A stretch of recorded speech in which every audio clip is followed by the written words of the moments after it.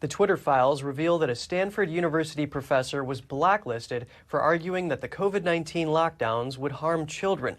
His posts were therefore unable to trend on the platform. In light of this, we hear from a nonprofit suing the Biden administration. They allege a censorship scheme between big tech and the federal government.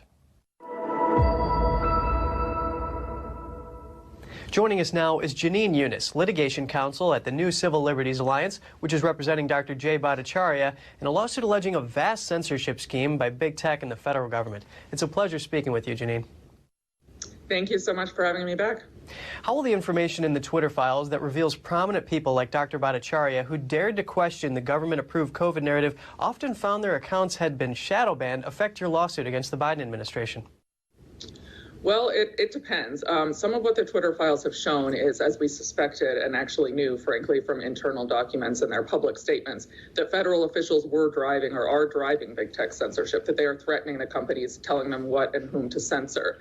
So the more we find out about that and the more we find out from Twitter, the better for our lawsuit, the more helpful it will be. So we certainly want to know, for instance, if Dr. Bhattacharya had been specifically banned at the request of the government or shadow banned.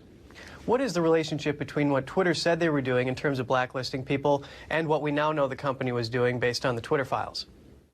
So the company denied that it had these sorts of blacklists and that it was shadow banning people in the manner we now know it was.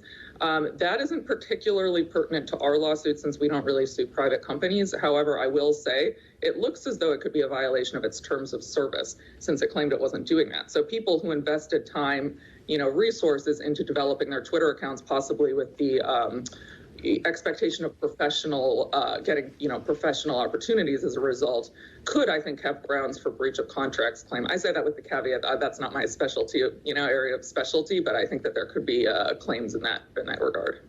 Interesting. From your perspective as a litigation counsel, what can you tell us about the Twitter files in terms of censorship on social media over COVID, the Hunter Biden laptop story, and other topics?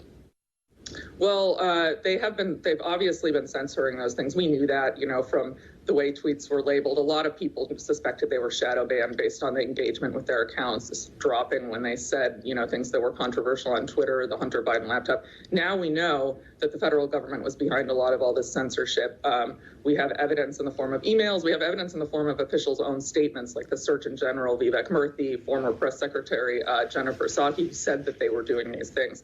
But now we also have even more information about the Hunter Biden laptop story, which we know that the FBI sort of strong-armed Twitter and other tech companies into censoring so that people wouldn't see it. Janine, can you tell us a little bit more about how Elon Musk has invited Dr. Bhattacharya to Twitter headquarters? Yeah, so I believe on Saturday or Friday night, Dr. Bhattacharya got a call from Elon Musk inviting him to come and to learn more about exactly what happened with his account, to search through the company's Slack channels. So Dr. Bhattacharya went there on Saturday and was able to do some searching. And he spoke to Musk, who promised to give him even more access. He said he wants to help and he wants to get to the bottom of the government's involvement in this tech censorship, and said that, even if it's not great for Twitter as a company, we need to know the truth. This is, a serious First Amendment concern, as probably most people know, because the government cannot be involved in censoring people based on their viewpoints. Well, thank you so much for giving this update to us. Janine Younis, litigation counsel at the New Civil Liberties Alliance. Pleasure speaking with you. Thank you so much.